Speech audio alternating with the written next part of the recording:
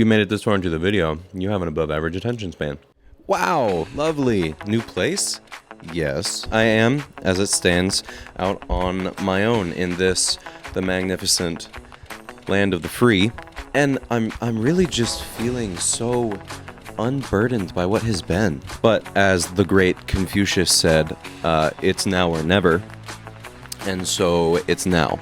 I'm not really sure what I'm going to do with that statement, but I know I have to do something, and so I guess that's what this is of sorts. But that's not why y'all are here. You are here for this view, of course, but less importantly, you are here because this is a video about music, I think. This video is totally unscripted, so I hope that it's good. But I've really been thinking recently, like, the thought has kind of hit me that we don't really value excellence, it seems, but excellence is, like, hardly even arguably, a huge part of what makes art artistic, or for my British friends out there, autistic. So in this video, I will be drawing from my infinite vat of knowledge, just a single little drop that I will be sprinkling upon you today, because there are tons of little things you can do to make a mediocre song a not as mediocre song. So allow me to steal a couple minutes from you today and show you how to do some cool stuff. Probably the biggest thing that has stuck with me from all of my compositional training is the idea of sequencing. That's why I cite Beethoven as one of my biggest inspirations, because he's the guy who really took sequencing and made it cool. Like, everybody knows Beethoven's Fifth, and those first few notes, bum ba ba ba, that's the whole idea, and he sequences that everywhere, because then you have da da da da da da da da da da da, you know, and it goes up and up and up, right? That's sequencing. Now, it's not like Beethoven invented sequencing. I mean, Bach, if you're gonna think of the word sequencing, you probably think of Bach a lot. Why? Because he used a sequence of fifths. He used descending fifths constantly in his music. It's everywhere. But Beethoven basically expanded on that idea, and instead of doing like recognizable sequences like a descending bass line or the descending fifths, he took melodic ideas, harmonic ideas, rhythmic ideas, anything he could, and he chopped it up and he put it in different orders. Even the third movement of Beethoven's Fifth Symphony uses the same rhythmic idea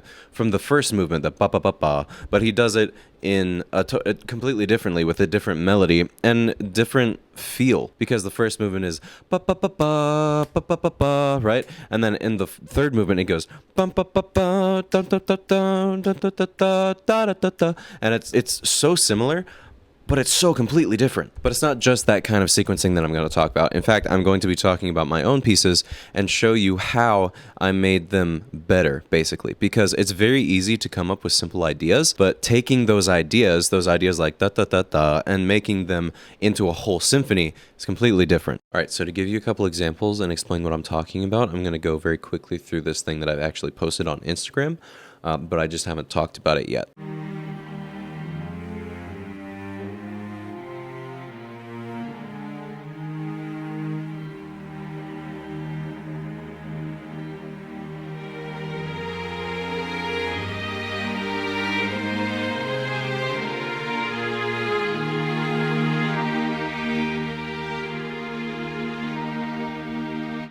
Okay, so right there's a couple things going on. First thing, you have the exposition of the melody in the violas, right? Okay, and then you repeat that melody in the first violins. Now there's a couple differences.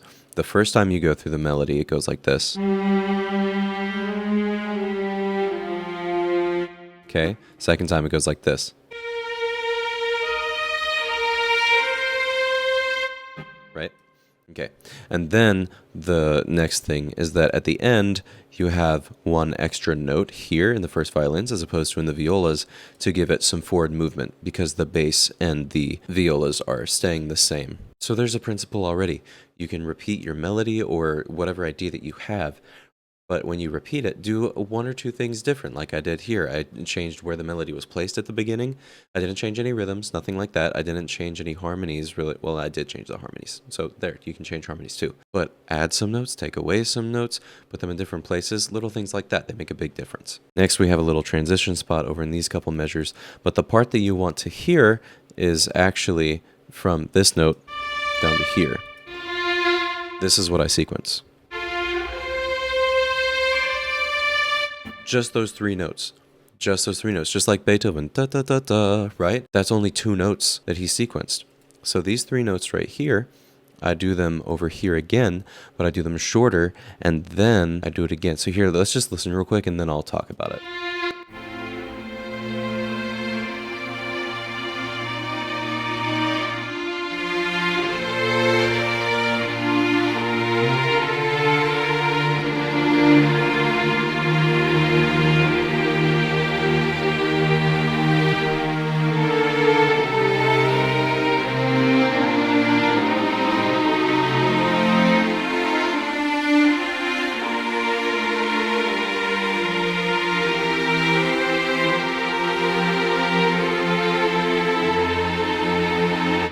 Okay, so there's a few things going on here, so let me dig into it real quick. Like I said, first notes that I'm using are these 3 right here. So I take those and I repeat them over here,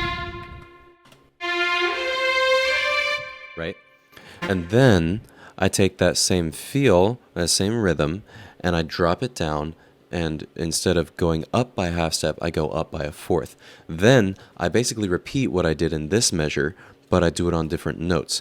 Up by a half step, and then up by a third. So what I'm doing is I've got these half steps here going up to the top of the chord on the D, if you do a first inversion or second inversion. And then I'm outlining the chord going down, because you have F to B flat, and then you have D to F. Right? So it's a sequence. It's like it's starting here and it's coming down, but there's also the sequence of taking the rhythm, making it shorter and doubling it. And then if you look on the bookends, I have that initial rhythm of 2 dotted half notes on the bookends of the phrase. So it's bookended the same way with the longer half steps. And then in the middle, you have the half steps going back and forth, creating their own levels of sequencing. So you can see just simple things you can do. And I didn't even mean to sequence it that many layers, but because I was just trying to sequence it in some way, I copied a bunch of, like I copied what I did from the measure before and made it shorter. And then I copied what I did there that I made shorter. And then I did it again. And then I took that whole measure where I made it shorter and did it again and did that again. And then I ended it the way I started. So I didn't even mean to do it that way. Like I did it on purpose, but I didn't even mean to have all those layers of sequencing, but it just worked out that way because music is mathematical and it's ordered and it's orderly. And that effort that I'm putting in, that dedication to excellence is what gives it that order, and order is beautiful and satisfying. So then when I got to this section, my initial change from the melody, let me play the cadence again. So I was initially going to go na da da da da da da, but that breaks away from the sequence I already had. So I went back and I said, how can I make this fit better? And so what I did was I took what I did earlier with the dotted quarter notes, and I did those half steps jumping down, going up, half steps jumping down, going up, and I did it here, but with the minor chords.